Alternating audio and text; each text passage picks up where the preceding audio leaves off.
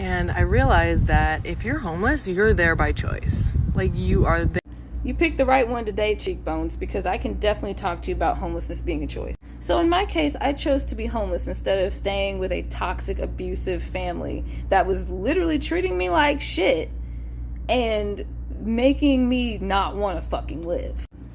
I chose the uncertainty of throwing myself out there into homelessness over the certainty of having a roof over my head at the cost of my human dignity.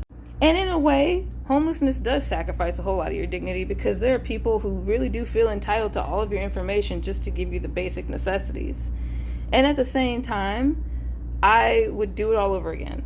I would pick the people who think it's okay to shit on me for being homeless over my blood family who is treating me like shit while I was housed. And I know plenty of other situations, people that choose to be homeless instead of remaining in domestic violence situations, people that choose to be homeless over giving all of their income to rent and utilities. Like, these jobs aren't paying out here and the situation's only getting worse. So people choose to live in their cars so they can afford food and medication over giving all their money to rent and utilities and not being able to get their other needs met. There are plenty of reasons why people would choose to be homeless, and all of them are valid.